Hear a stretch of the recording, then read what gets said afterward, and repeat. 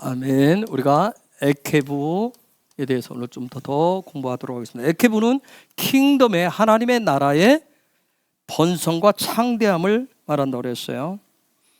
광야 여정을 통해서 세워놓은 어떤 만들어 놓은 그런 소망, 광야는 하나님의 나라를 킹덤을 약속의 땅에 대해서 소망의 그릇을 만드는 거예요. 소망의 집을 만드는 거예요. 소망의 삶을 세워가는 거예요. 그래서 그 소망의 그릇에 이제 킹덤에 갔을 때 그 약속이 성취되었을 때 주시는 그 킹덤의 복을 가득 담아서 그 약속의 땅에서 킹덤에서 누리는 것을 에케부에서 얘기합니다.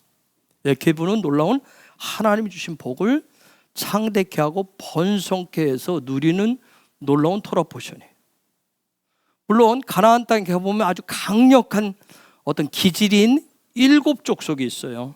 그렇죠? 7 족속이 기질 굉장히 강력한 7 족속이 버티고 있지만 킹덤의 군대로 훈련된 12가지 성품의 마토트를 가지고, 그래서 광야에서는 그 소망의 훈련을 통해서, 킹덤에 대한 소망의 훈련을 통해서 우리 안에 12가지의 성품을 훈련을 하셔요. 그 12가지 성품을 통해서 주님이 주신 성품의 권세가 있어요. 성품이 기질을 이길 수가 없어요. 기질을, 우리 속에 타고난 기질은 바꿔지지도 않아요. 그렇죠? 그래서 그 타고난 죄악된 본성 기질이라고 하는 그 부분은 광야 여정을 통해서 12가지의 성품이 그걸 훈련을 통해서 권세를 얻어요. 성품이 권세를 얻어야 돼요. 그래서 그 12가지 성품의 마토트를 통해서 정복을 하고 다스리면서 킹덤의 복을 풀어 놓으셔야 돼요. 그래서 때때로 우리 안에서 7가지 기질 중에 특별히 우리 남자들이 더 많이 나타나는 게 뭐냐면 해쪽 속에 아주 강한 기질들이 나와요. 강한 기질. 그렇죠? 때로는 어거지 쓰고 언어 폭력, 실제 폭력, 여러 가지 이런 아주 해쪽 속과 같은 그런 기질들은 이 부분을 그냥 우리가 무서워하고 피할 부분이야. 누구에게나 다 7가지 기질들이 있어요. 죄악된 기질들. 성품으로 그걸 정복을 하셔야 돼요. 성품으로. 기질은 꺾어지지가 않아요. 기질은 없어지지를 않습니다. 그래서 이 훈련되어진 하나님의 말씀 토라로 훈련되어진 그 성품으로 이렇게 딱 기질이 나오지 못하도록, 기질이 밖으로 나오지, 우리의 삶에 나오지 못하도록 성품의 집을 든든하게 지으셔야 돼요. 그러니까 그 훈련을 광야 여정을 통해서 그걸 하시는 거예요. 그래야 하나님 주신 복을 풀어놓을 수가 있습니다. 그래서 여러분들이 때로는 그런 부분 7가지 기질과 막 부딪히면 때로 우리가 뭐해? 하면서 피하고 아니면 맞짱 뜨기도 하고 여러 가지 하잖아요. 그렇죠?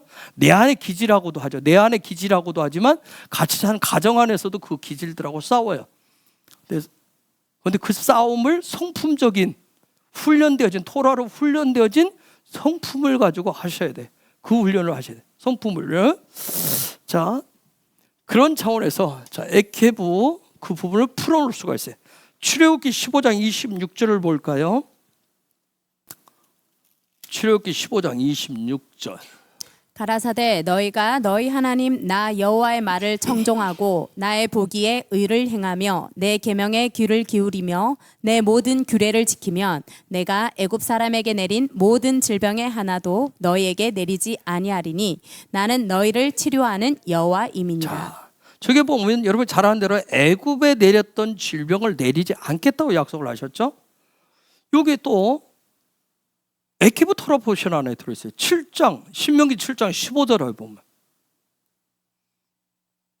여호와께서 또 모든 질병을 내게서 멀리하사 너희가 아는 바 그 애굽의 악질이 내게 임하지 않게 하시고 너를 미워하는 모든 자에게 임하게 하실 것이라. 자, 여러분 보겠습니다.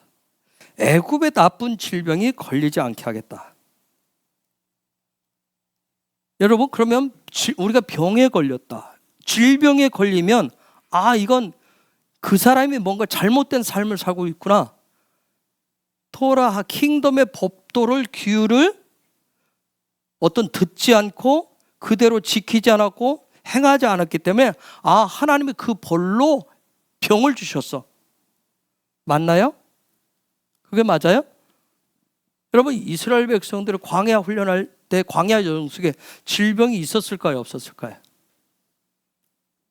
있었어요, 질병. 그렇죠? 그렇다면 저 말씀의 뜻대로 하면 그러면 토라를 지키지 않은 거야?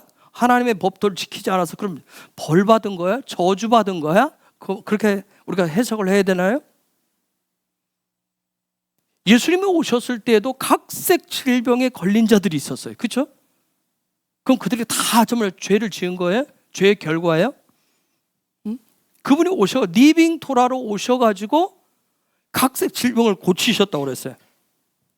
또 사도행전에도 보면 사도들이 보면 각종 질병과 기적들을 행하는 장면들이 나와요. 그리고 오늘날에도 치유와, 그렇죠? 치유와 기적들이 계속해서 많이 일어나고 있어요. 여러분, 그렇다면 저 말씀 그대로 문자적으로 보면 병에 걸렸다. 병에 걸린 것은 그 사람이 뭔가 잘못한 건가요? 여러분 어떻게 생각을 어떻게 봐요?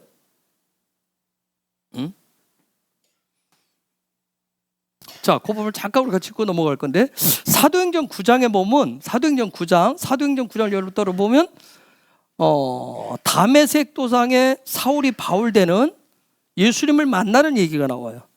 즉 사울이 바울되는 에케부가 얘기가 나요. 사울이라고 하는 사람이 어떻게 에케부는 하나님의 나라의 복을 창대케 하고 번성케, 요 에케부를 하기 위해서 그가 바울로 바뀌어요. 그렇죠? 바울이라고 하는 사람 바뀌는 그 얘기를 해요.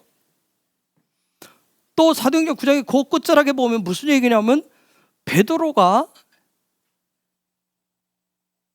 병이 든 애니아라고 하는 사람을 고쳐요.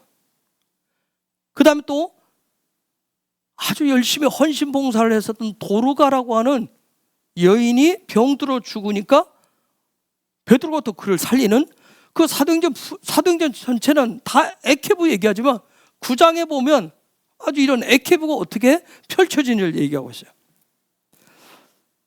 여러분, 에케부 토라 포션, 에케부가 리빙 토라가 되면 살아있는 말씀이 되면 때로는 죄로 인해서 망가지고 무너진 창조의 원형들을 원래 목적대로 회복시켜 놔요. 그리고 왜 그러냐면 창조의 원형대로 회복되었을 때만이 창대케 하고 번성케 하신 축복이 있기 때문에 그래요.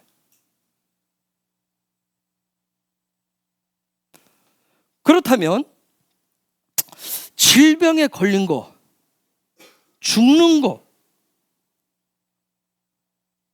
이런 부분들이 그러면 그 사람은 죄를 많이 지어서, 그렇죠? 죄를 지어서 하나님부터 벌 받았어라고 우리가 단정 지을 수가 없다는 거예요. 요한복음 9장 1절에서 3절을 한번 볼까요? 이런 말씀이 있어요. 요한복음 9장 1절에서 3절을 보면 예수께서 길 가실 때 날 때부터 소경된 사람을 보신지라. 제자들이 물어 가로되 랍비여, 이 사람이 소경으로 난 것이 네 죄로 인함이오니까 자기오니까 그 부모오니까. 예수께서 대답하시되 이 사람이나 그 부모가 죄를 범한 것이 아니라 그에게서 하나님이 하시는 일을 나타내고자 하심이니라. 자, 소경된 것이 죄 때문입니까? 이겼을 때 주님이 뭐라고 답변했어요? 하나님의 일을 나타내고자 하는 것이다. 하나님의 일을 나타내고자 한다. 그러면 소경으로 태어난 것이, 그렇죠? 때로는 어떤 장애인으로 태어난 것이, 때로는 질병에 걸린 것이 결론적으로 뭐예요? 하나님의 뭔가를 뜻을 나타내기 위한 것이야. 즉 하나님의 뭔가를 행하시기 위해서, 에케부 하시기 위해서, 에케부의 복을 주시기 위한 거예요. 증명을 하나 해볼까요? 사도행전 9장 36절 보세요. 욥바에 다비다라 하는 여제자가 있으니 그 이름을 번역하면 도르가라. 선행과 구제하는 일이 심히 많더니. 저 도르가라고 하는 여자가 뭘 많이 했어요? 무슨 사역을 많이 했어요? 선행과 구제하는 일을 많이 했어요. 그러면 도르가라고 하는 저 여인의 부르심은 뭐예요? 선행과 구제의 삶이에요. 그렇죠? 선행과 구제의 삶은 그 저 여인의 부르심이었어요. 그런데 37절 그 다음 말씀에 보니까 그때 병들어 죽음에 시체를 씻어 다락에 뉘우니라. 여러분 선행과 구제를 많이 했다고 그랬는데 그 다음 말씀에 병들어 죽었대. 그렇죠? 선행과 구제를 많이 했다고 성경에 기록을 해놓고 병들어 죽었다고. 이게 하나님의 어떤 부분을 행하지 않아서 벌이었다, 저주였다. 그런 병들어 죽어요. 선행과 구제한 것이 벌이었네. 잘못된 선행을 했네. 잘못된 구제를 했네라고 우리가 해석을 할 수 있어요. 그런데 그게 아니었다는 거예요. 아까 우리가 요한복음 9장에 보면 하나님의 일을 뭔가를 나타내려고 했다는 거예요. 병들어 죽었어요. 선행과 구제를 많이 하는 것이 이 여인의 부르심이었어요. 바이크라였어요. 그렇죠? 그런데 병들어 죽었어요. 그러고 나서 죽으니까 가만히 있었던 것이 아니라 그때 베드로라고 하는 베드로 사도를 막 사람들이 찾아 요청을 합니다. 와서 이 여인이 선행과 구제를 많이 했으니까 좀 제발 그녀를 살려달라고 그래. 그래서 베드로가 왔어요. 40절 41절 보십시오. 베드로가 사람을 다 내어 보내고 무릎을 꿇고 기도하고 돌이켜 시체를 향하여 가로되 다비다야 일어나라 하니 그가 눈을 떠 베드로를 보고 일어나 앉는지라. 베드로가 손을 내밀어 일으키고 성도들과 가부들을 불러들여 그의 산 것을 보이니. 자, 여러분, 도로가라고 하는 여인이 선행과 구제를 많이 하는 것이 하나님의 부르심이었는데 병들어 죽었어요. 그런데 그래서 베드로를 요청을 해서 베드로가 와서 이 여인을 살려냈어요. 자, 요 사건을 기록해다. 요 사건, 그러면 하나님의 말씀은 지금 뭘 얘기를 하려면 이 사건을 통해서 토라가, 말씀이 리빙 토라, 살아있는 생명의 말씀이 되도록 하는, 성경에 모두 기록된 것은 토라인데 말씀인데 이것이 살아있는 말씀 리빙 토라로 되는데, 리빙 토라가 되어야 무언가를 하나님의 뜻하심을 나타내고자 해서 다 기록되어진 거예요. 그러니까 저 여인이 선행과 구제를 많이 했는데 병들어 죽었어요. 그것도 끝이 된 게 아니라 그 다음 이렇게 했는데 베드로가 와서 저 여인을 살렸다. 그러면 저 여인이 병들게 된 것도 다시 베드로가 와서 살려낸 것도 뭔가 이유가 있어서. 그럼 그게 뭘까? 이렇게 하는 데는 하나님의 말씀이 저와 여러분에게 씨앗이 딱 들어갔는데 이 말씀이 리빙 토라가 되게 하는 이유는 하나님이 뭔가를 하신단 말이에요. 우리가 의도치 않은 일들을 하나님이 계획을 하세요.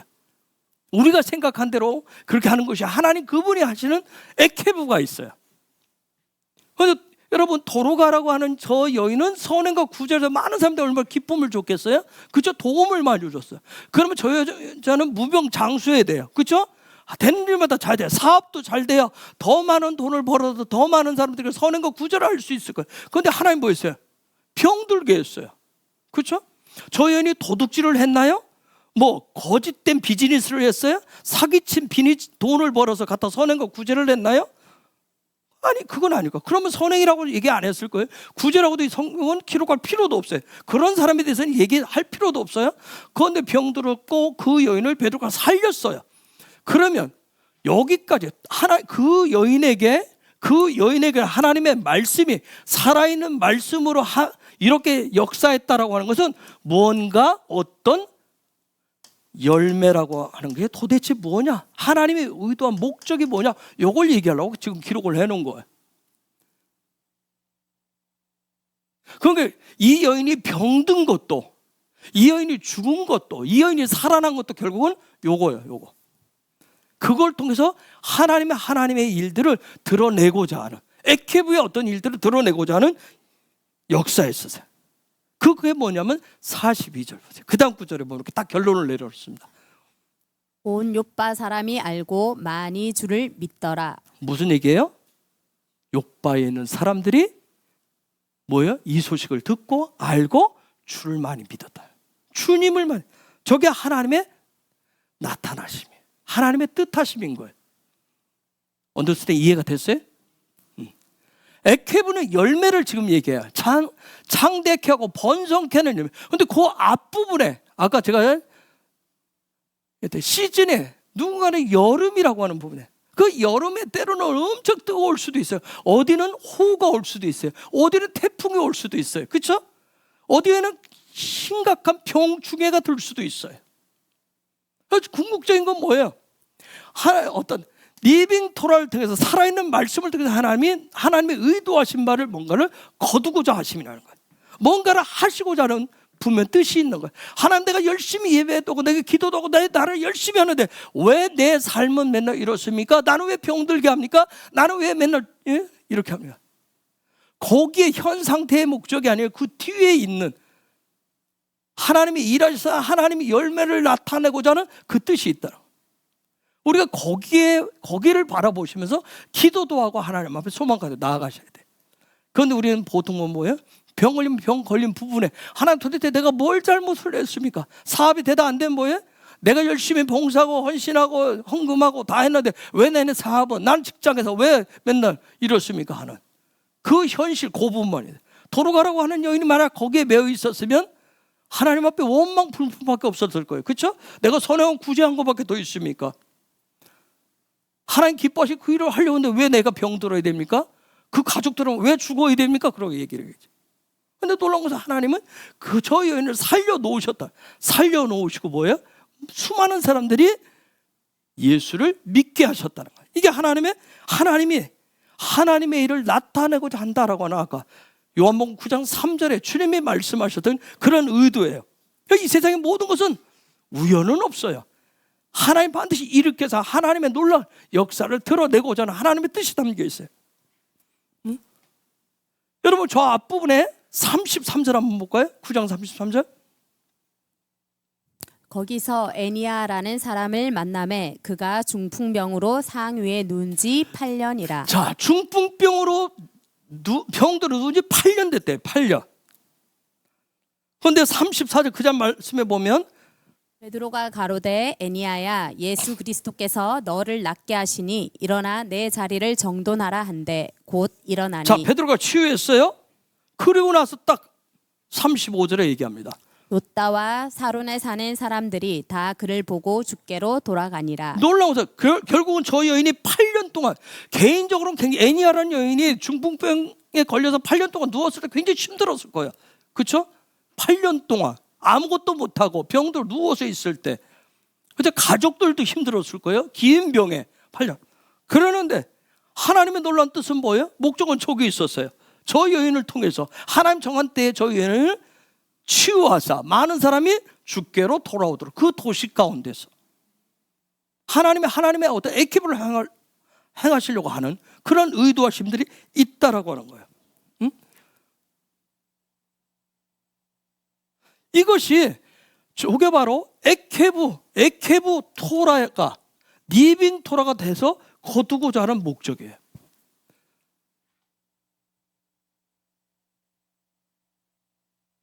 하나님의 뜻인 많은 사람들이 주께로 돌아오도록 하는데, 제가 이걸 보면서 박매 목사가 벌써 항암 7년째잖아요. 암투비를 7년째 하고 있는데, 제가 그 이전에 박매 목사가 여러분은 잘 모르죠. 아주 옛날에는 어저께도 제가 하는데 옛날에는 굉장히 나약하고 연약했습니다. 사람들 눈치 보기에 급급했어요. 눈치 보기에 급급하고 말 한마디 제대로 못하고 누가 뭐라고 하면 제대로 못하고 마치 바보 같았어요. 조금만 강하고 조금만 옆에 누가 강하게 나오고 조금만 뭐하면 지갑까지 다 털리는 그래. 그런데 제가 보니까 하나님의 은혜 가운데서 특히 7년 동안 항암 투병을 하면서 뭘 바뀐 줄 아세요? 사자의 영성으로 바뀌더라고요. 사자의 영성으로 회복했어요. 본인도 얘기합니다. 스스로 이 과정을 통해서 복음 전도자가 되었다고 얘기합니다. 복음 전도자가 되어야 돼. 그래서 제가 가만히 7년 동안 보면 그 이전보다도 보면 어디서든 누구를 만나든 예수와를 얘기합니다. 전화가 오든 전화를 통하든 길게 하는 게 다 하나님이 어떤 일을 하셨다 그 얘기를 해요. 때로는 제가 급해서 집에 전화하면 통화 중이에요. 1시간 2시간. 근데 끝나면 막 뭐라고 하죠? 원통으로 그렇게. 근데 다 그 얘기밖에 없어요. 그리고 그들에게 예수를 소개하고 예배자의 삶을 가르치고 굉장히 강조해요. 그래서 복음 전도자가 됐다는 얘기는 뭐냐면 그 일을 통해서 본인의 연약함들을 통해서 그 가운데 역사하셨던 주님의 그런 일들을 통해서 많은 사람들이 주님께 돌아왔다. 예전에 나약하고 연약했을 때는 사람의 눈치를 보고 그 사람의 마음을 상하지 않을까, 그 사람 때 어쩌서 전전긍긍했을 때는 그 사람에게 예수도 말을 못했고 어떻게 하지도 못했어요. 하나님 하시는 얘기, 그 사람의 마음 상할까, 그 사람의 어떤 그런 기질 때문에, 누군가의 그런 부분 때문에 감히 꺼내지도 못했어요. 주님께 어떻게 하지 못해요. 그런데 오히려 항암 투병을 하면서 오히려 더 강력하게 예수를 소개하고 하나님의 나라에 대해 더 소개하는 거예요. 더 많은 일들이 있더라는 거예요. 그래서 저 개인적으로 그렇구나. 박매일 목사는 암을 통해서, 박매일 목사에게 암을 통해 하나님은 하나님의 액케부에 기적을 행하고 계시구나 하고 저는 그렇게 믿어요. 그렇기 때문에 제가 이렇게 말씀드렸지만 우리 헤브론은 우리 모두가 액케부의 기름 부으심이 풀어져서 우리의 삶의 자리에 이제는 킹덤이 풀어져, 킹덤이 번성되어지고 창대되어지기를 예수의 이름으로 축복하고 선포합니다. 그래서 이 시간 액케부의 그 기적을 향해서 액케부 속으로 조금 더 바로 한번 들어가 보겠습니다. 바로 한번 발디뎌 보겠어요. 자, 액케부가 창대와 번성에 돌아보셔야 했어요. 액케부가 창대합니다. 하나님이 주신 창대케 하고 번성케 하는 것이다. 이렇게 들으면 우리는 창대, 번성 이 부분을 우리가 애굽식으로 헬라적 관점으로 해석하시고 적용하시면 여러분 하나님의 나라에 대해서 굉장한 오류가 생깁니다. 액케부가 발 뒤꿈치, 발목이라고 그랬어요. 여러분 발 뒤꿈치, 이거 우리 신체 중에 어떻게 보면 굉장히 작은 부분이에요.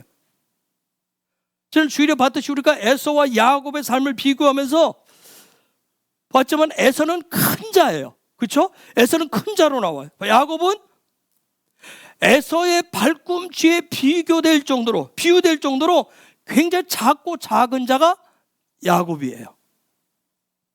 그런데 놀라운 것은 하나님은 아주 큰 자로 나오는 그 에서가 아니라 아주 작은 자인 그런 야곱을 통해서 하나님의 나라의 창대함과 번성케함을 펼쳐놓으셨다는 거예요.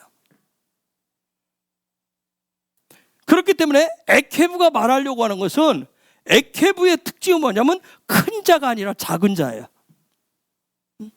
신명기 7장 7절 봅시다.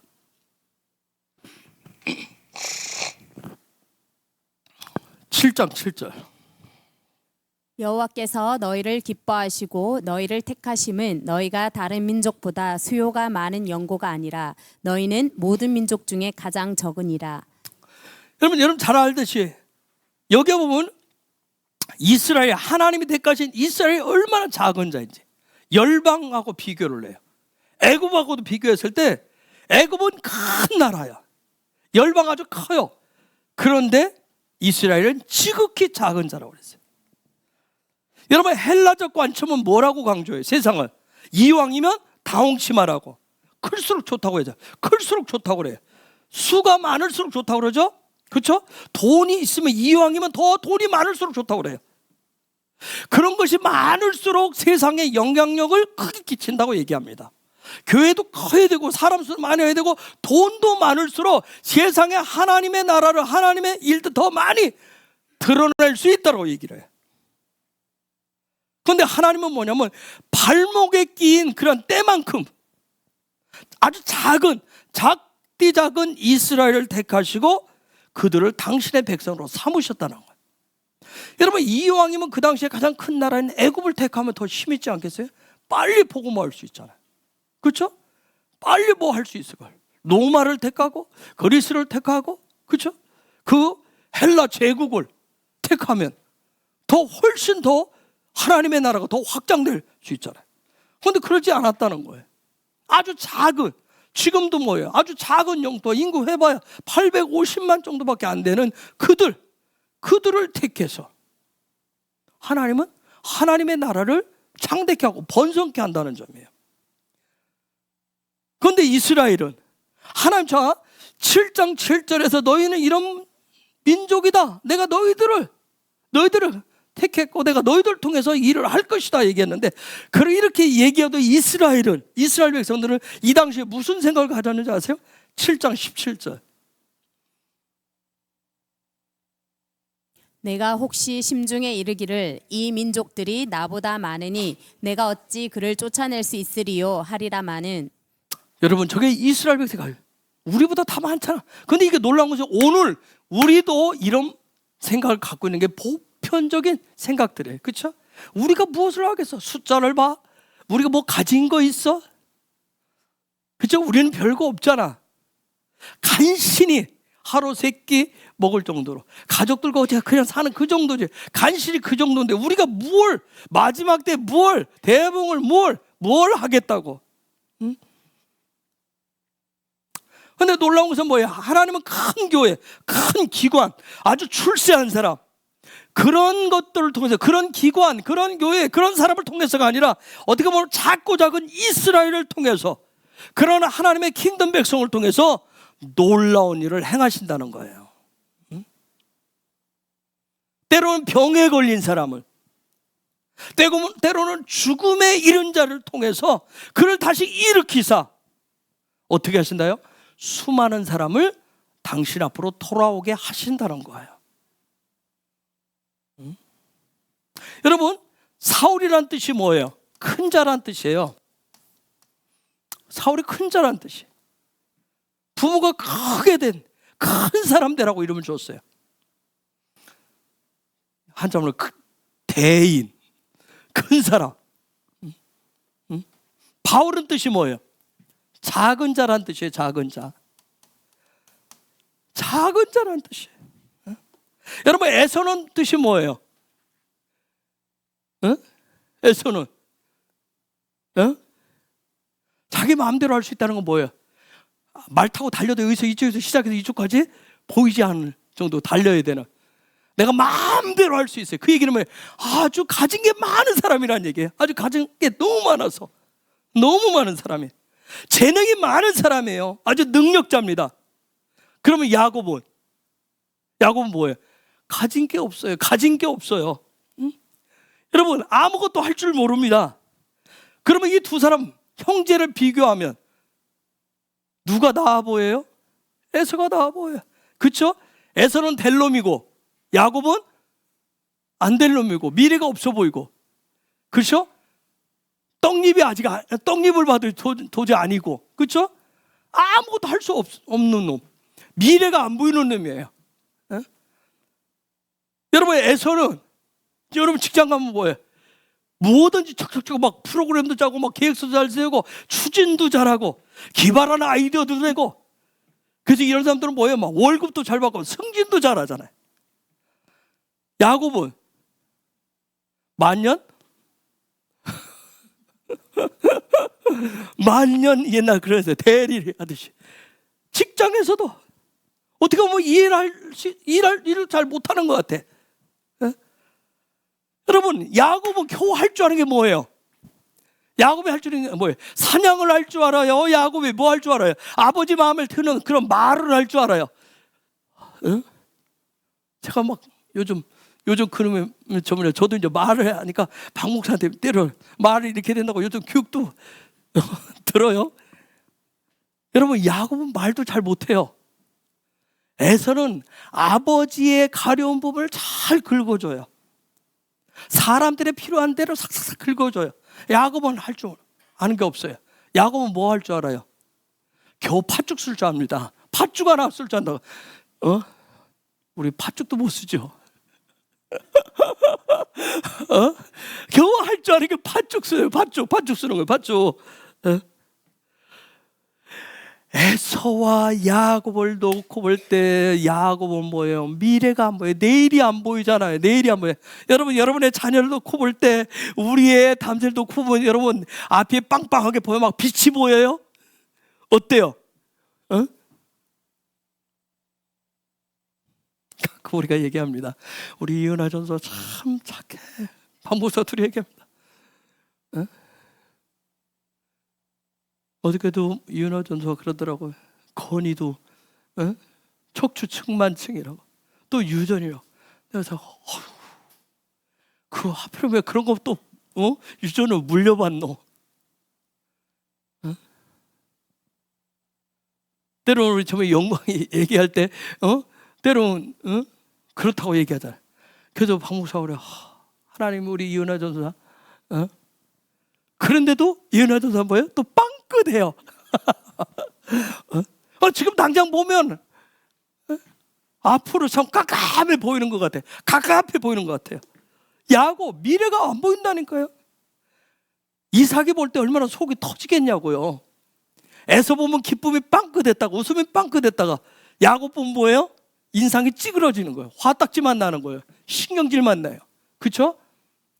좀 지형 따라다니면서 사냥이라도 좀 배우고 먹고 살 뭐라도 좀 준비했으면 좋겠는데, 얘는 뭐예요? 맨날 장막에 들어앉아서 나오지도 않아요. 나오지도 않잖아요. 움직이려고도 안 하잖아요. 아무것도 안 하려고 하잖아요.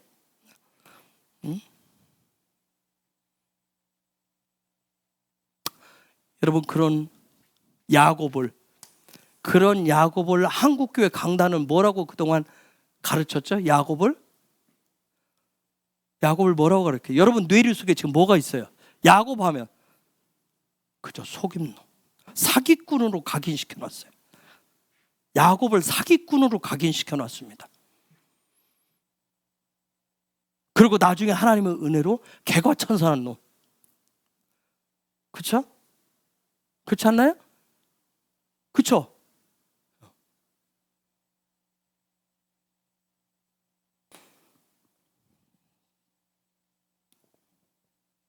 원래 사기꾼이었어요? 맞아요? 야곱이 원래 사기꾼이에요? 그래요? 여러분 그렇게 배웠으니까 사기꾼이냐고요. 성경은 왜 그런 얘기, 뭐하러 사기꾼 얘기를 써요 그럼?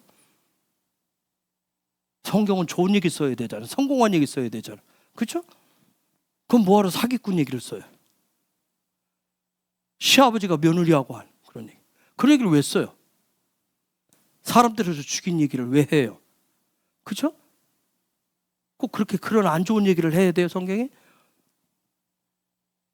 누구나 더 하더라도 와 성경 좋은 얘기만 써야죠. 좋은 얘기, 부모 말 잘 듣고 뭐도 잘하고 뭘 잘하고 자 그런 얘기만 써야죠. 성경이 왜? 사기꾼 맞아요? 아니에요. 그는 원래 뭐 하던 사람이에요? 그건 뭐 하던 사람이에요? 탐한 사람이에요. 탐. 그렇죠? 그는 원래 탐한 사람이었어요. 여러분, 야곱은 계획이 없었어요? 계획도 없고 생각도 없고 비전도 없고 인생의 목표도 없는 그런 사람이었어요? 아니에요. 분명한 목표가 있었어요. 분명한 목표가 있었다고. 분명한 목표가. 무슨 목표가 있었어요? 자기 인생에, 자기 삶에 하나님이 온전히 일하시고 사역하시는 그런 자기 삶의 그것을 하나님 반드시 펼치실 것이라고 하는 하나님에 대한 비전, 하나님에 대한 그런 믿음, 그런 신뢰, 소망이 충만한 사람이 야곱이었습니다. 어린 시절부터.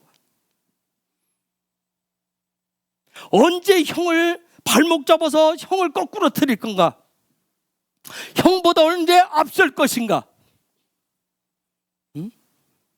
어떻게 아버지 눈에 들 것인가? 어떻게 인정받을 것인가? 어떻게 사람들이 칭찬받을 것인가? 거기에 인생의 목표를 세운 게 아니었어요. 그는 그의 분명한 목표가 있었어요. 에서는 목표가 뭐예요? 에서는 목표가 뭐예요? 육신의 아버지의 기쁨만 되면 돼요. 그렇죠? 돈 잘 벌고 직장생활 생활하고 충실하고 그냥 쭉쭉쭉 좋은 데 가고 거기에 육신적인 고분만 하는데 거기에 인생의 목표가 있었어요. 그런데 그래서 히브리로 들어가면 나오는 거예요. 야곱은 원래 목표가 뭐예요? 하나님이 자기 인생의 한 부분이 아니라 전체를 온전하게 개입하시고 하나님의 분명한 역사하심이 자신의 인생 가운데 드러내실 것이라는 분명한 목표가 있었어요. 그런 믿음이 충만한 사람이 있어요. 그래서 야곱의 그의 삶의 목표는 세상적으로 많이 갖는 거, 형보다 나아지는 거, 더 출세하는 거, 형보다 더 인정받는 거, 그거 아니었어요. 오직 하나님 앞에 섰을 때, 나는 작은 자라고 하는 거, 그렇기 때문에 하나님이 내 인생을 붙잡고, 하나님이 그렇기 때문에 나를 전폭적으로 책임지시고 하나님이 일하셔야 된다라고 하는 그 믿음, 그 소망뿐이었어요. 그게 야곱이에요. 그는 이름대로 요 앞에 유드가 붙잖아요. 아이코프, 에케브. 하나님의 손이 이끄시고 하나님의 일하심에 하나님의 능력이 내 삶을 주도하는 것이 그의 꿈이었고 그의 비전이었던 거예요. 이게 야곱이에요.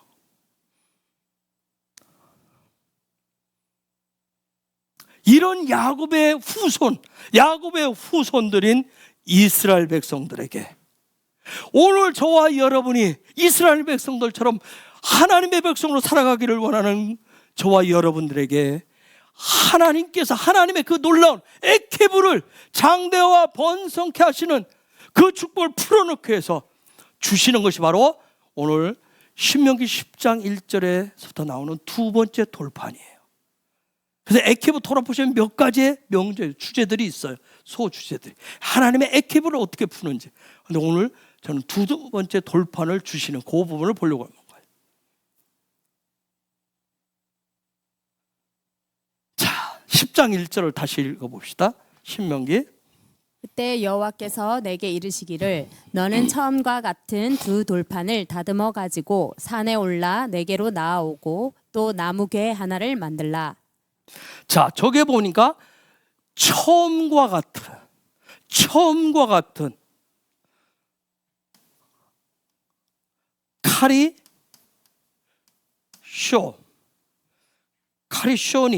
카리쇼님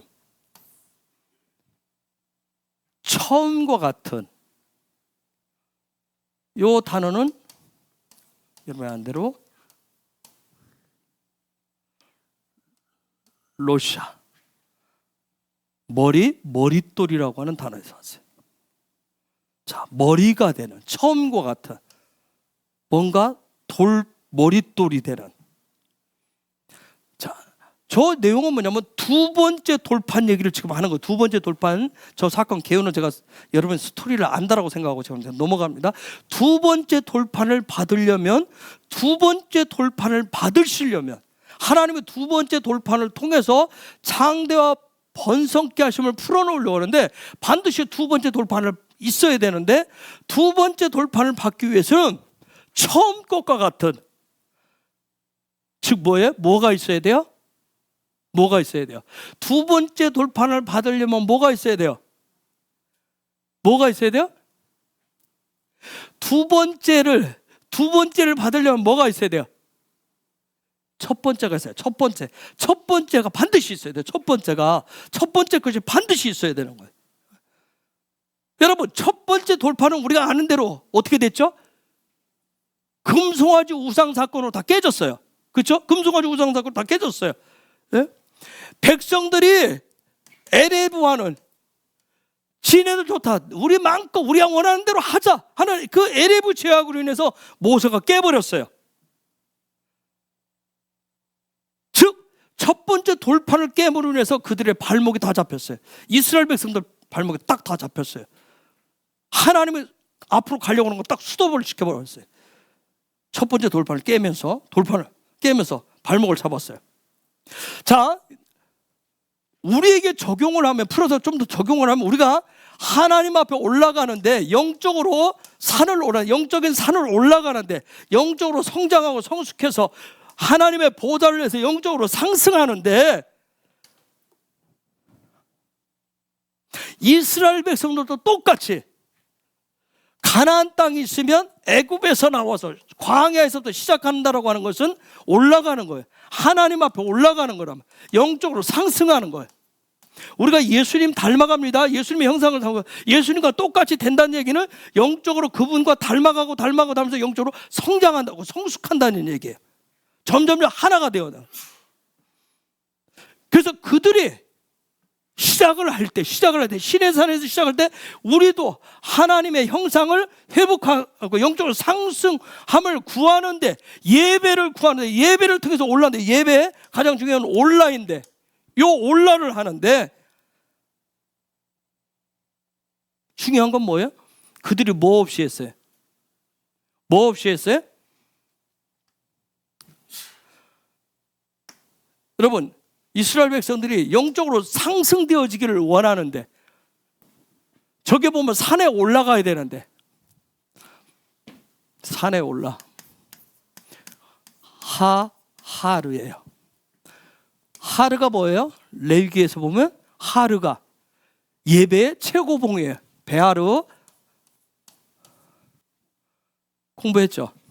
네? 베하르 토라 보시죠. 영적인 최고봉에 올라가는데, 지금 올라는 예배, 하나님 앞에 올라가는 예배. 하나님 앞에 우리의 예배가 올라가야 우리가 영적으로 자라갈 수가 있어요. 올라가져야. 그래서 예배가 굉장히 중요한 이유가 거기에 있어요. 그냥 막연하게 있는 차원이 아니라. 그런데 이들은 하나님 앞에, 이스라엘 백성이 하나님의 통치를 받겠습니다, 하나님의 백성을 쓰겠습니다 하고 하는데, 이 예배를 드리는데 뭐 없이 예배를 드렸어요? 뭐 없이 예배를 드렸어요? 뭐가 없어서 금송아지 우상을 만들었어요? 그렇죠. 첫 번째 돌판이 없었어요. 첫 번째 돌판이 없이 예배를 드렸어요. 첫 번째 돌판이 없이 예배를 드렸다. 그러니까 자기들이 나름대로 하나님 기뻐 받으신 예배는 이거일 거야, 하나님이 원하시는 예배는 이거일 거야, 하나님 이렇게 하실 거야, 하나님 이렇게 하실 거야, 하나님 찾아오실 거야, 하나님 만날 수 있는 건 이 방법이야 하고 자기들 방식으로 올라했어요. 그래서 그들의 발걸음이 지금 가나안 땅을 향해서 이 방향으로 가야 되는데, 이 길로 가야 되는데 자기들 나름대로는 이렇게 가고 있었어요. 그래서 방향을 잘못 가고 있었기 때문에 누가 그들의 발목을 잡았어요? 모세가 돌판을 깼단 말이에요. 야, 아니야 하고 딱 그들의 발목을 붙여서, 방향이 틀렸어, 목표가 틀려서 하고 발목을 딱 낚아챈 거예요. 응? 그리고 나서 어떻게 했어요? 두 번째 돌판을 반드시 필요하게 돼. 그래서 두 번째 돌판을 하나님 지금 만들어가지고 올라오라 했어요. 두 번째 돌판을 받으려면 반드시 몇 번째 돌판이 있어야 된다? 첫 번째 돌판이 있어야 돼요. 그러면 첫 번째 돌판은 뭘 얘기한다고 그랬어요? 오늘 우리에게는 뭘 얘기를 해요? 예수와의 초림을 얘기한다 그랬어요. 예수와의 초림. 즉 예수가 이 땅에 처음 오셔서 초림하셔서 무슨 사건이에요? 돌판을 깨는 사건이 십자가 사건이 있어요. 저와 여러분에게, 바울에게도 동일하게. 그래서 다메섹 도상에서 만났을 때 누구세요? 주님이 뭐라고 답변했어요? 너희가 나를 십자가 못 박아 죽인 예수라 얘기했어요. 십자가 사건이 반대. 자, 사울로 갔을 때, 사울로 다메섹 도상에서 막 갈 때 그에게는 뭐가 없었어요? 대제사장의 공문은 있는데 뭐가 없어요? 첫 번째 돌판이 없었어요. 그래서 주님이 나타나셔서 첫 번째 돌판 얘기를 한 거예요. 자, 첫 번째 돌판이 있어야 돼. 저와 여러분에게 나 예수님의 초림 믿어요, 오셨던 걸 믿어요, 2000년에 오신 걸 믿어요. 그럼 저와 여러분에게 반드시 뭐가 있어야 돼요? 예수님의 십자가 사건이 있어야 돼.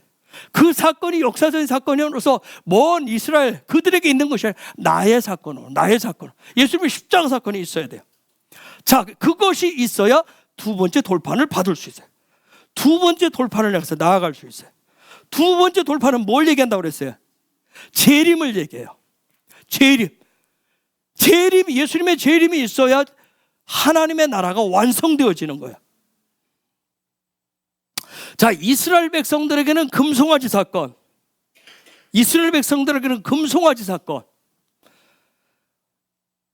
저와 여러분 마지막 때에 살아가는 성도들, 킹덤 백성들에게는 십자가 사건, 요것을 반드시 우리는 기억을 하셔야 돼요. 이걸 반드시 가지고 계셔야 돼요. 즉 십자가 사건을 우리는 기억을 하셔야 될 이유가 뭐냐면, 이스라엘 백성이 송아지 우상 사건을 반드시 잊지 않고 기억을 해야 될 이유는 뭐냐면, 십자가 앞에서 내가 어떤 존재인지를 깨닫게 돼요. 내가 누구인지를, 나라고 하는 존재가 어떤 존재인지, 그 십자가 앞에 설 때 내가 어떻게 용서를 받았는지, 내가 어떻게 구원을 받았는지 십자가 사건이 있어야 그걸 알 수가 있어요. 아시겠어요? 십자가 사건. 그래서 필요한 거예요. 예? 이것이 우리에게 있어서, 나에게서 예수님의 십자가는 특별한 거예요. 아주 특별해. 이걸 통해서 내가 구원 어떻게 받고 죄 용서 어떻게 받았는지, 이것이 내 삶의 머리가 되어야, 처음 것이 되어야 두 번째로 넘어가는 거예요. 두 번째. 그래서 두 번째 샨이라고 했어요. 성경에 나올 때 토라도 샨이는 뭐죠? 뭘 얘기해요? 변화를 얘기해요. 변화를 얘기해요. 두 번째. 첫 번째 것이 있어야 두 번째 변화를 가져올 수 있어요. 삶의 변화를 가져올 수 있어요. 자, 첫 번째 것은, 이스라엘 백성들은 첫 번째 돌판 딱 생각하면, 금송아지 사건 생각하면 자기들이 어떤 인간들이었는지가 딱 깨달아져요. 그렇죠? 그게 그냥 쫙 깨달아요. 그렇듯이 저와 여러분에게 있어서는 첫 번째 예수님의 십자가 사건을 딱 하면 내가 어떤 인간인지가 딱 떠오르게 돼 있어요. 나라고 하는 존재가 어떤 존재인지, 그렇죠? 나라고 하는 존재가 어떤 존재인지, 나의 실존을, 나의 실체를 깨닫게 되는 거예요. 요게 없으면 예수님 십자가 요 부분에 내가 어떤 존재인지 이게 없으면, 즉 첫 번째 돌판, 말씀 토라 없이 그냥 나의 기쁨을 위한, 이스라엘 백성이 똑같이 했듯이 그냥 자기들 좋았어요. 금송아지 만들고 아주 신났었어요. 우리도 하나님 앞에 예배 드리자, 우리도 하나님을 기뻐한다고 그냥 나의 기쁨을 위한 금송아지 예배를 드려요. 말씀이 없으면, 우리에게 말씀이 없으면 이런 현상이 생겨요. 그래서 반드시 첫 번째가 있어야 두 번째로 변화된 삶을 나아갈 수가 있어요. 즉 영적인 성숙, 성장, 상승을 할 수가 있습니다. 첫 번째 게 있어요. 자, 저게 보니까, 그래서 저게 보니까 처음과 같은 두 돌판을, 저기 두 돌판을 했는데 저게 두 번째 돌판을, 두 번째 샤네, 두 번째. 우리 이제 번역을 돌판 두 개를 이렇게 그런 의미로 해놨는데, 저게 그런 게 아니라 처음과 같은 두 번째 돌판을 다듬어 가지고 산에 올라 네 개로 나오고 또 나무개 하나를 만들라. 정말 여러분, 나무개를 만들라 했어요. 나무개 하나를 저게 무슨 얘기일까요? 나무개 하나를 만들어라. 돌판만 만들어 오라고 한 게 아니라 나무개를 하나를 만들라고 했어요. 저게 무슨 얘기일까요?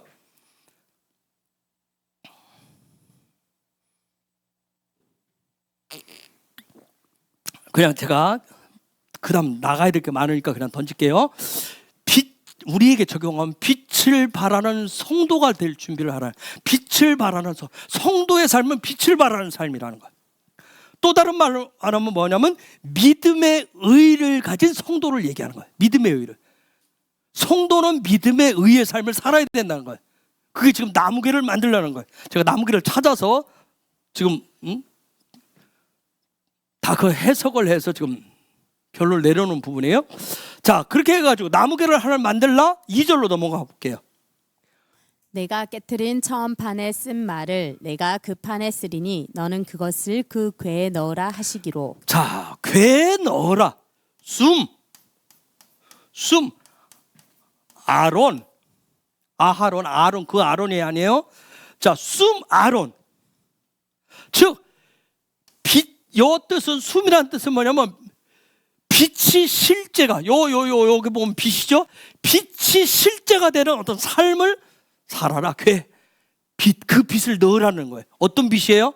믿음의 의가 될 수 있는, 어떤 일반적인 빛이 아니라 그 그 영광의 빛을, 그분으로부터 오는 그 빛을 넣어서 그 빛이 드러나는 삶을 살아라. 즉 숨이라는 단어는 숨이라고 하는 요 단어는 여러분 이게 뭐예요? 쉐미 뭐예요? 이름이에요. 이름. 형상이 실제 사역을 하도록, 즉 형상의 본체를 얘기해요. 형상의 본체. 그래서 지금 빛을 발하는 삶을 살기 위해서는, 자, 돌판을 만들어 가지고 나무개에다 넣으라고 그랬어요. 그런데 제가 지금 우리에게 해석을 했어요. 자, 우리 안에 우리가 빛을 발하는 그런 성도가 되기 위해서는 지금 무엇을 넣어라? 형상의 본체를 집어넣으라는 얘기. 형상의 본체를 나무개에 집어넣으라는 얘기. 그러면 형상의 본체가 뭐예요? 누구예요? 예수예요. 즉 창조주가 되시는, 창조주의 실체를, 전능자를, 여러분 보면 다 요한복음 1장에서 얘기를 해요. 그렇죠? 태초에 말씀이 계시나 그분이 빛으로 왔는데 빛인지 알아보지 못했더라, 여러 가지 얘기하죠. 자, 형상의 본체를 나무개짝에 넣어라. 여러분, 나무개짝은 크게 만든 것도 아니에요. 이 돌판에 들어갈 수 있도록 작은 나무개짝에 넣으라고 그랬어요. 여기 나무라고 하는 단어는 에츠라고 하는 단어예요. 나무는 에츠라고 하는 단어인데, 자, 토라에서 나무는 에츠인데 의의 관점을 얘기해요. 의의 관점을 가진 걸 얘기해요. 요걸 뭐라고 얘기하냐면 성도라고 얘기해요. 의의 관점을 가진 자들을 성도라고 그러는 거예요. 성도라고. 자, 성도를 말하는데, 그러면 지금 저것을 만들어서 어디다 넣으라고 그랬어요? 형상의 본체가 되는 것을 어디다 넣으라고 그랬어요? 나무 개짝 안에 넣으라고 했어요. 그러면 저와 여러분 성도 안에는 뭐가 들어있어요? 빛이 되신 분이 들어와 있는 거예요. 빛이 되신 분이 들어와 있다고요. 언더스탠 이해가 됐어요? 성도의 안에는 빛이 되신 분이 계신 거예요. 자, 빛을 발하는 삶을 살고 싶어요, 우리가. 그렇죠? 빛을 발하는 삶을 살고 싶은데, 의의 삶을 살고 싶은데 살 수 있는 방법은 뭐예요? 그분이 내 안에 계시기 때문에 내 안에 계신 그분이 빛이 나는 거예요. 우리가 뭔가가 있어서 빛이 나는 게 아니라 내 안에 계신 그 빛의 원형이 되시는 그분이 계시기 때문에 빛이 나는 겁니다. 성도의 삶에서, 우리의 삶에서 그 빛이 나는 거예요. 자, 어떻게 말하면 저기 나무 개짝, 작고 작은 저와 여러분 속에, 저와 여러분 안에 누가 십자가의 그 어마어마한 일을 짊어지신 그분, 그러므로 해서 하나님의 나라의 의를, 빛을 가지고 계신, 그렇죠? 생명의 빛을 가지고 계신 그 예수아가 내 안에 담겨 있을 때 우리는 세상 가운데서 무엇을 바라게 된다? 빛을 바라게 된다. 빛을 바라게 된다는 거야. 아멘. 이게 에케브의 비밀이에요. 그러면 그걸 통해서 하나님이 창대케 하고 번성케 하시겠다. 자, 또 다른 말로 그 안에 토라를 넣으세요. 생명의 토라를 내 안에 넣으면, 나무 개짝과 같은 내 안에 집어넣으면, 즉 나는 이웃에게, 세상 속에 무엇을 줄 수 있다? 빛을, 생명을 줄 수 있는 존재가 된다. 아멘. 여러분 보세요. 논리가, 세상은 큰 것 안에, 큰 괴짝 안에, 큰 집 안에, 그렇죠? 작은 것이 들어갈 수 있다고 생각하네. 그렇죠? 그래서 큰 거, 많은 거, 자꾸 세상은 얘기를 해요. 그렇잖아요. 세상 논리는 큰 것 안에 작은 것을 집어넣을 수 있는데, 그런데 킹덤은, 하나님의 나라는 반대예요. 작은 것 안에 큰 것을 집어넣는데요. 이게 여러분 우리 논리에 맞지 않는 얘기다. 이해 불가한 얘기를 지금 하고 있어요. 이게 하나님의 나라예요. 하나님의 방식인 거예요. 세상의 논리는 큰 것 안에, 큰 그릇 안에 작은 것이 들어가게 돼 있어요. 그렇죠? 근데 하나님의 나라는 정반대예요. 작은 것 안에 큰 게 들어간대요. 이게 어떻게 세상 지식으로 설명을 할 수 있겠냐고요. 어떻게 이해를 시킬 수 있겠어요? 그렇죠? 그래서 세상은 뭐 계속 큰 나라가 돼야 된다, 큰 기업이 돼야 된다, 큰 사람이 돼야 된다, 자꾸 해서 출세하고 성공해야 된다, 가져야 된다, 그 얘기를 하는 거예요. 근데 토라는 뭘? 작은 나라, 작은 기업, 작은 사람에게 뭐가 들어갈 때? 예수아가 들어갈 때 생명이 되고 빛이 된다고 얘기하는 거예요. 이게 에케브의 계시예요. 에케브의 계시. 우리는 지금 에케브가 창대케 하고 번성케 하는 축복이라고 하니까 우리는 보편적으로 그렇게 생각할 거야. 그럼 우리는 또 뭔가를 크게 만들어야 되지.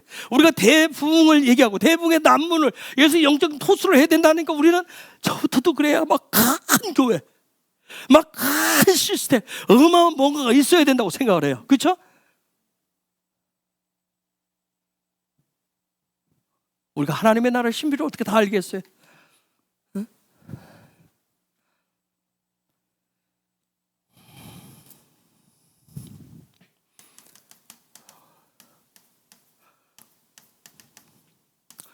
여러분,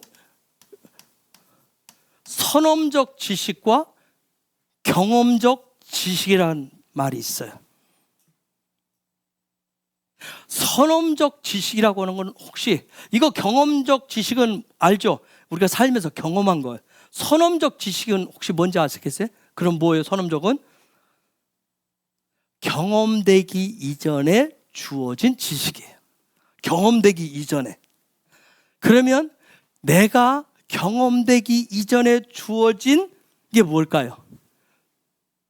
성경의 어느 부분일까요? 경험되기 이전에 주어진 거. 창세기 1장과 2장이에요. 창세기 1장과 2장은 선험적 지식이에요. 선험적 지식이에요. 거기에 보면 하나님의 나라, 하나님에 대한 갈망, 계시야 하나님과 하나 되는 거, 이런 것들을 거기에 다 들어있어요. 그런데 똑같아요. 누구든지 태어나면 선악과로부터 이제 다가오기 시작해요. 선악과를 통해서, 선악과로 인해서 우리는 선험적, 창세기 1장, 2장에서 주신 이 선험적 지식보다는 뭐에? 경험되어진, 내가 보고, 내가 듣고, 내가 말하고, 내가 먹어보고, 내가 찍어보고, 만져보고, 경험된 지식에 의존해서 우리는 살아가요. 이건 뭐 우리 모두가 다 그래. 어? 여러분, 하나님의 언약은 경험적 지식이에요? 선험적 지식이에요? 선험적 지식이에요. 토라는 모두가 선험적 지식이에요. 토라는. 가나안 경험해봤어요? 천국 경험해봤어요? 경험해본 다음에 하나요? 다시 오실 예수와 예수와의 나라, 십계명, 다 이거 선험적 지식인 거예요. 선험적 지식인 거예요. 그런데 우리도 그렇지만 이스라엘 백성들은 광야를 가는데 무엇을 가지고 가요?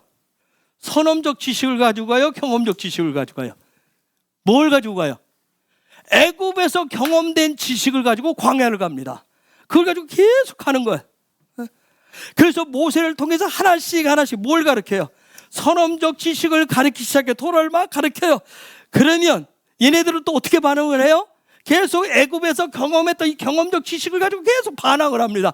계속 반항을 합니다. 오늘 우리가 반항을 하듯이 내가 경험했고 내가 알고 있고 내가 배우기를 하여튼 그걸 가지고 계속 반발을 해요. 반발. 어? 계속 애굽에서 내가 세상에서 경험되어 온 것이요 더 앞에서 신앙생활하는데 다시 오실 예수를 맞이하러 가는데 그걸 더 중시하는 거예요. 어? 여러분, 가나안 땅은 경험된 지식을 가지고 살아가는 곳이에요? 선험적 지식을 가지고 살아가는 곳이에요? 뭘로 살아가요? 선험적 지식으로 살아가는 곳이 가나안 땅이에요. 경험적 지식을 가지고 사는 곳이 아니에요. 그래서 어려워 보여요. 우리는 뭐 해야 안전해요? 경험이 있어야 안전빵인 것처럼 느껴요. 그렇죠? 경험이 있어야. 그래서 가나안 땅은, 천국은, 킹덤은 토라를 가지고 살아요. 그래서 신명기가 말씀들, 토라들 그렇게 되어 있는 거예요. 다 신명기는 가나안 땅에서 살아가는 방식을 다 얘기를 해. 그런데 놀라운 것은 뭐예요? 이전에 이들이 광야에서 경험적 지식을 가지고 자꾸 반발했던 얘기를, 실패하고 실수했던 얘기를 해줘요.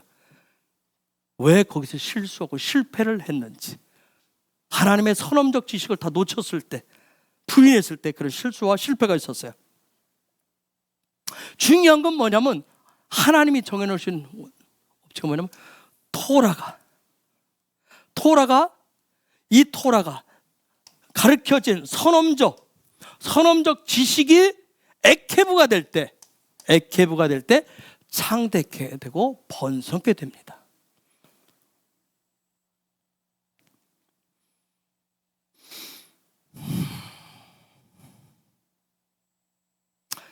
그럼에도 불구하고 우리가 살고 있는 이 시대, 이 마지막 때 대부분의 우리 크리스찬들이, 킹덤 백성들을 하는 우리가 다시 오실 예수와보다는, 솔직히 여러분들도 그럴게요, 예수님의 재림보다는 현실적인 삶, 지금 현실, 오늘 지금 여기 현실의 삶에 더 집착을 하실 거예요.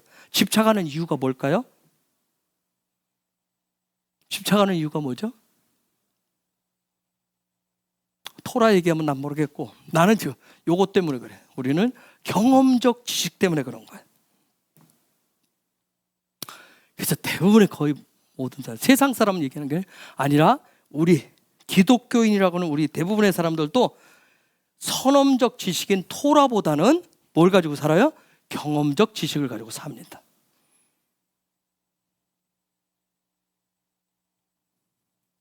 제가 토라를 통해서 여러분에게 킹덤을 얘기하고 다슈릴 예수와 그걸 토라 포션을 통해서 킹덤을 풀어줘도 또 여러분은 뭘 중요시하고 싶어요? 현실이 더 중요해요. 현실을 더 중시해요. 현실을. 하나님의 나라, 예수의 나라가 얼마나 놀랍고 엄청난 것인지를 가르치고 저도 함께하고 같이 해도 우리는 그 하나님의 나라를 또 뭘로 판단을 해요? 이걸로 하지 않고 이걸로 합니다. 이전에 내가 경험했던 거, 내가 이전에 했었던 거, 내가 이전에 신앙생활을 하면서 경험했던 거, 그걸 가지고 딱 우리는 또 판단을 해요.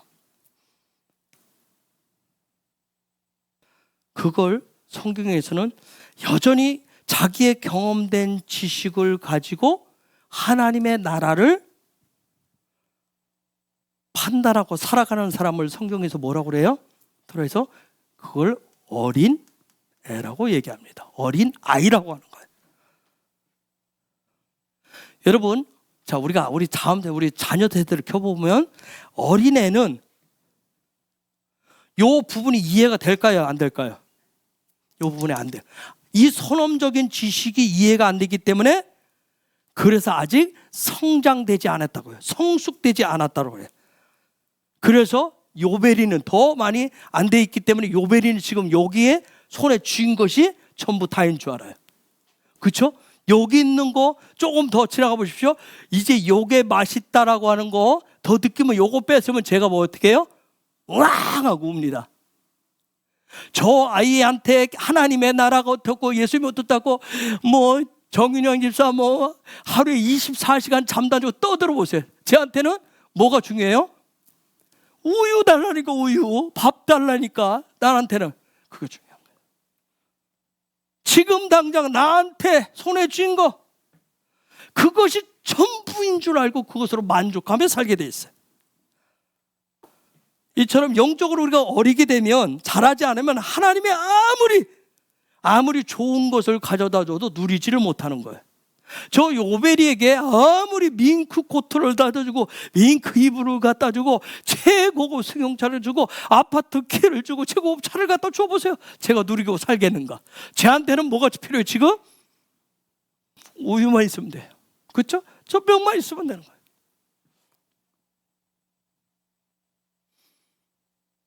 여러분, 이게 뭐냐면 이제 곧 대부흥이 와도 천국이 열려도 누릴 수가 없다는 얘기예요.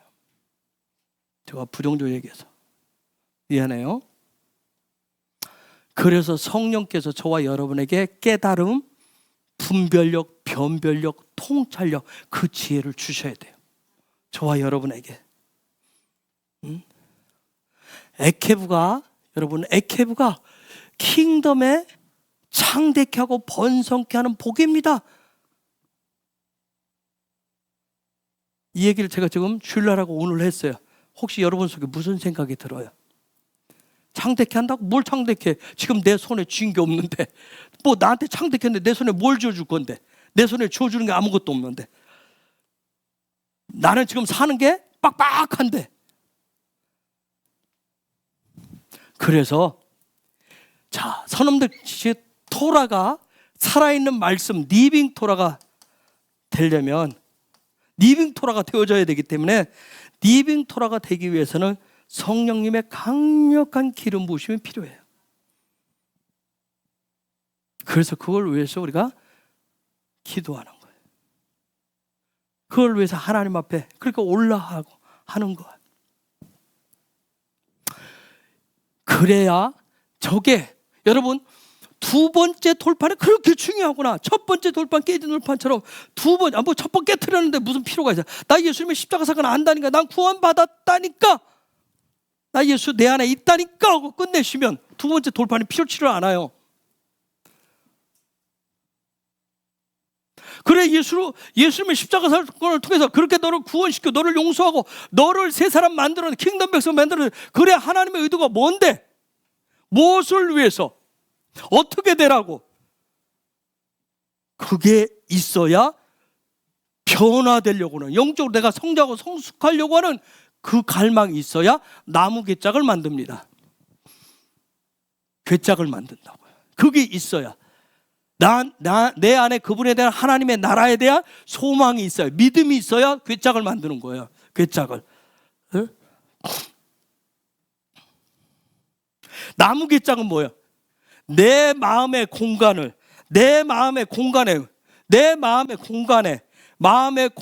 뭘 넣어야 돼요? 나무 괴짝 안에 공간을 비워야 돼요. 나무 괴짝을 만들어서 그냥 다른 걸로 가득 채우면 안 돼요. 나무 괴짝은 뭐만 넣어야 돼요? 두 번째 돌판을 넣기 위해서 나무 괴짝을. 첫 번째 돌판 만들 때 여러분 나무 괴짝 만들라는 말 없어요. 두 번째 돌판을 만들 때 지금 저게 나무 괴짝을 만들었어요. 즉 나무 괴짝이라고 하는 것은 내 마음의, 성도의 마음의 공간이에요. 그 공간은 무엇을 넣을 수 있을 정도로, 뭘 넣을 수 있을 정도로 돌판을 넣을 수 있는 공간을 만드셔야 돼요. 그 공간을 만드셔야 돼요. 여러분, 애굽의 관점과 헬라적 관점과 영적으로 어린아이가 되시면 나무 괴짝, 내 마음의 빈 공간을 만들 수가 없어요. 내 마음에 주님을 넣어놓을 수 있는, 생명의 토라가 되는 그 토라를 넣어놓을 수 있는 그 마음의 공간을 비울 수가 없어요. 아이들한테, 여러분한테 토라가 중요하고 아무리 얘기하고 네 마음을 비워야 된다, 열어야 된다 해보십시오. 애들한테는 안 들릴 거예요. 왜? 이해가 안 되어지기 때문에. 그 마음의 공간이 안 비워지는 거예요. 오직 마음 공간에 뭘로 가득 채워요? 내 소망으로 가득 채운다면, 내가 하고 싶은 것으로 가득 채워요. 나무 괴짝 만들고 예수님 넣어놓으라고, 그래서 애들이 나는 다른 거 원하는데, 그래서 원망하고 불평하는 거예요. 투덜거리는 이유가 거기 있어요. 여러분이 어른이라고 얘기하니까, 내가 신앙생활 했으니까 여러분의 마음 공간에 괴짝을 만드는지, 괴짝을 만들고 거기에 그분을 넣어놓을 수 있는 그 공간들을 확보했는지 돌이켜보세요.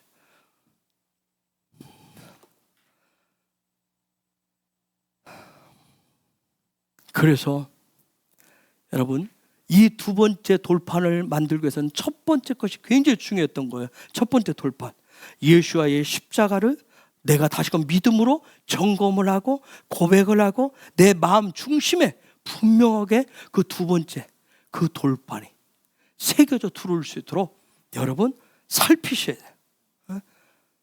그 두 번째 돌판은 뭐라고 그랬어요? 두 번째 돌판에 하고 싶은 얘기는 뭐예요?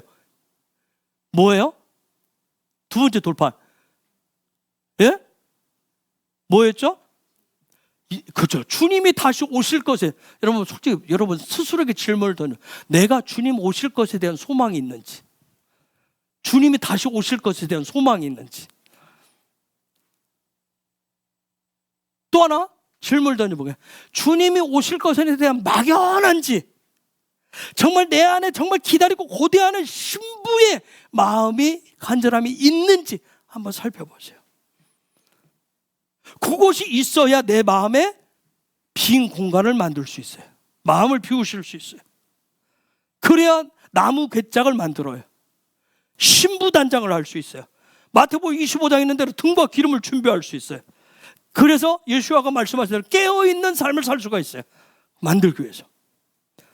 정말 내가 그래서 예배를 해도 예배할 때마다 지성소를 향하고 있는지, 내가 주님과 하나 된 그 꿈을 꾸고 있는지, 정말 예배 최고의 자리로 올라가기 위해서 내가 그렇게 예배하고 있는지, 내가 정말 내 마음의 공간에 예수가 있다고 하는데, 나 예수 믿는다고 하는데 예수가 있다고 하는데 구석에 채워놓고 성소의 외소에 창고에 집어넣고 있지 않은지, 내가 하루에 24시간 동안 24시간에 전체를 정말 얼마나 주님에 대한 그 부분으로 내가 생각과 마음들을 주님과 하나가 되는 그런 시간들을 가지고 있는지,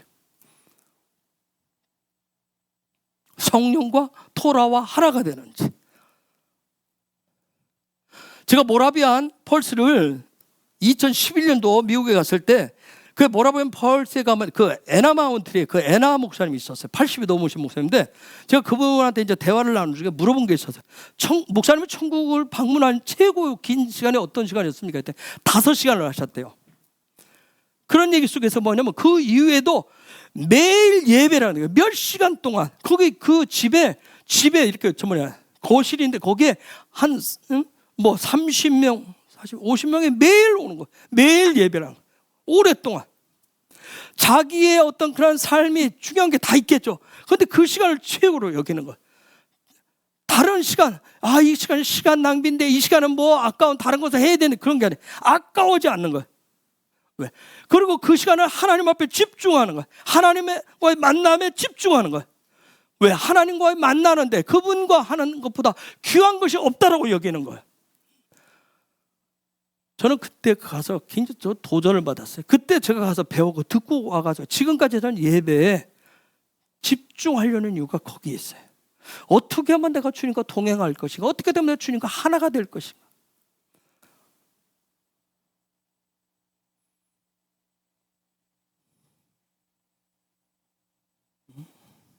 여러분, 예배에 대한, 주님에 대한 그런, 저기 이제 나무 괴짝을 만들어서 그 안에 돌판을 넣듯이 어떤 하나님 앞에 나아가기 위해서, 아까 나무 괴짝을 만들고 돌판을 처음 만든 것과 만들어서 산에 오르라고 그랬어요. 주님이 계신, 아버지가 계신 그곳에 오르라고 했어요. 만들어가지고 가셔야 예배의 눈이 열려요. 영적인 눈이 열립니다.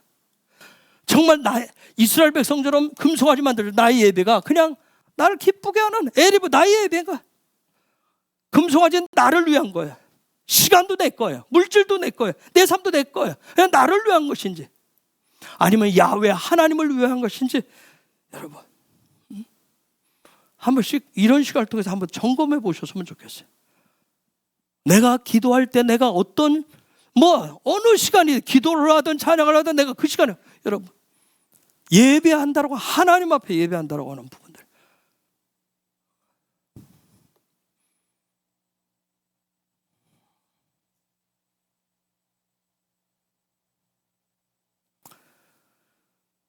저 말씀 두 번째 돌판을 내가 있는 곳으로 올라오라 했을 때, 거기에 갔을 때 하나님이 주셨던 거, 돌판을 깎아서 왔을 때 뭐 했어요?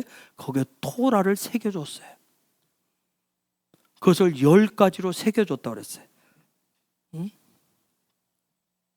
여러분, 우리가 십계명 얘기를 했어요. 십계명 여러분 10가지 계명 다 알잖아요. 다 몰라 대충 알잖아요. 알죠? 그렇죠? 여기 성경 모르시는 분들은 어디 있어요? 다 대충 알잖아요. 중요한 건 뭐예요? 중요한 건 그게 아까 토라가 리빙 토라가 되느냐는 거예요. 우리 삶에 리빙 토라가 돼. 여러분, 우리가 영적으로 성장하고 성숙하고 영적으로 상승할수록 요 나무 갯짝 안에 들어왔었던 10가지 계명들이 점점 깨달아지면서 삶의 리빙토라가 되는 거예요. 이게 깨달아지면서. 그래야 형상의 본체가 되신 야훼의 그 빛이 나오게 돼 있어요. 우리 저와 여러분의 삶을 통해서. 이게 에케브의 비밀이에요. 근데 가장 놀라운 비밀은 뭐예요? 내가 예수와의 십자가 앞에 매일 서듯이 서면 반드시 여러분 예수와의 십자가를 딱 나야를 끌고 가서 세웠다 했을 때는 반드시 중요한 것은 내가 누구인지를 깨달으셔야 돼요. 그게 깨달아져야 돼요. 그래야 빛이 더 밝아질 수 있어요. 그래야 에케브의 복이 확장되어져요. 여러분, 십계명이라고 하는 것은 경험제, 거기 뭐 살인하지 말라, 이웃을 탐내지 말라, 그런 어떤 일반적인 윤리 도덕적인 얘기를 하는 게 아니에요. 그게 깨달아져야 돼요. 그것은 왜냐하면 십계명은 선언적 지식이라면 선언적 지식이에요. 경험적 지식으로 살아가는 게 아니에요. 하나님이 누구신지를 말씀하는 거예요. 이게 우리가 깨달아지면 뭐냐면,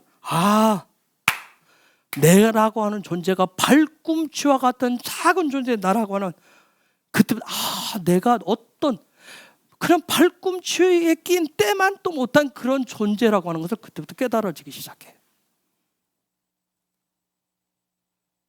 근데 놀라운 것은 하나님이 그런 나를 통해서 어떻게 해요? 온 세상의 빛을 드러내신다는 거예요. 자, 4절 봅시다. 빨리. 금방 끝낼 거예요.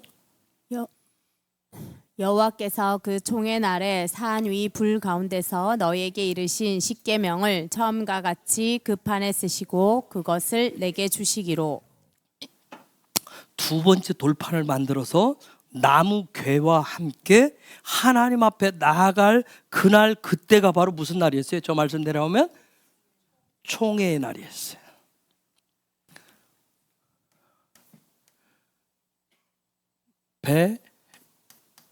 배욤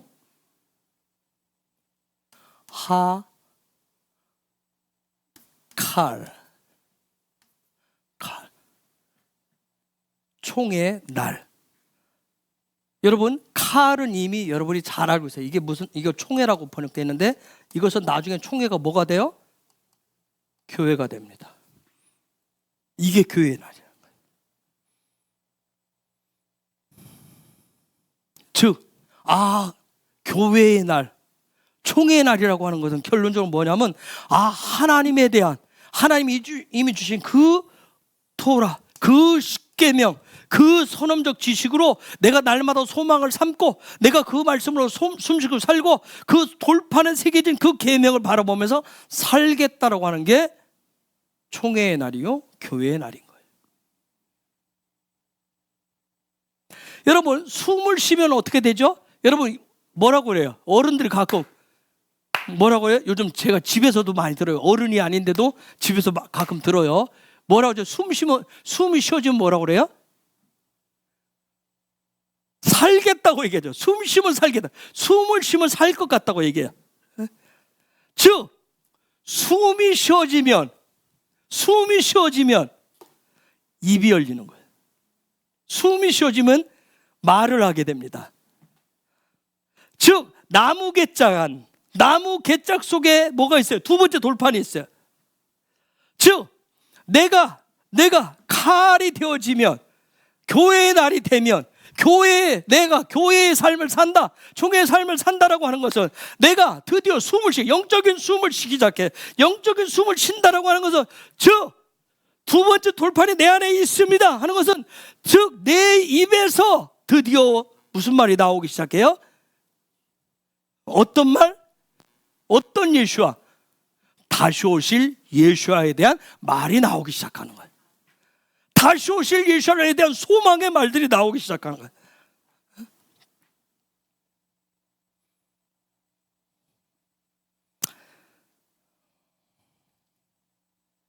그래서 교회는 다른 곳이 아니에요. 교회는 그곳에 대한, 그 나라에 대한, 그 주님에 대한 소망을 주고 숨을 쉬게 하고 그 말을, 그 삶을 바꿔주도록 하는 것이 교회입니다. 그래서 우리가 거듭났습니다. 나는 교회가 되었어요 하는 사람은 뭐가 바뀔까요? 말이 바뀌는 거예요. 즉 그 사람 입에서 무슨 말이 나와요? 내가 경험했었던 애굽 얘기 안 나와요. 점점점 줍니다. 헬라 얘기 안 나와요. 세상의 말들이 안 나오는 거예요. 점점 뭐예요? 선언되어진, 이미 주어진 하나님에 대해서, 예수와에 대해서 킹덤들이 나오는 거예요. 계속 나오는 거예요.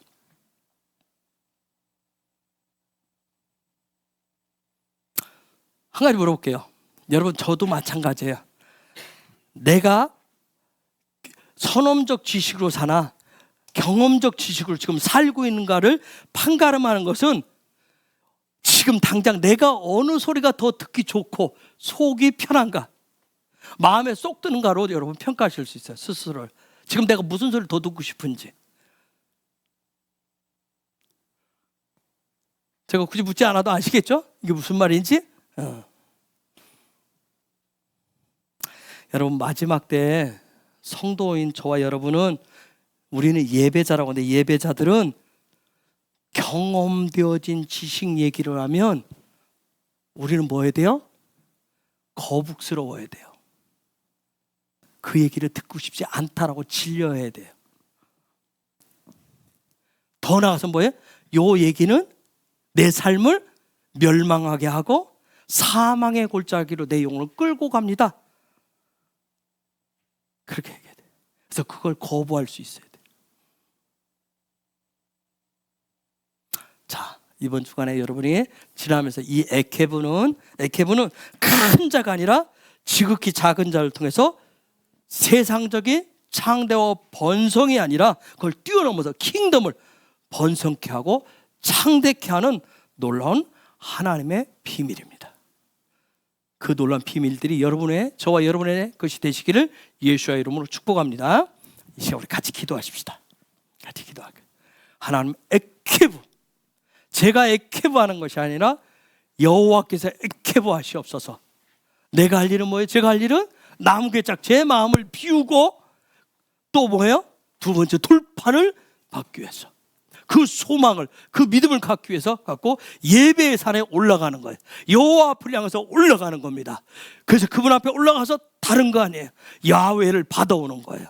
빛 대신 예수를 내 나무개짝 안에 넣을 수 있도록, 내 마음 빈자리에 넣을 수 있도록 하는 거예요.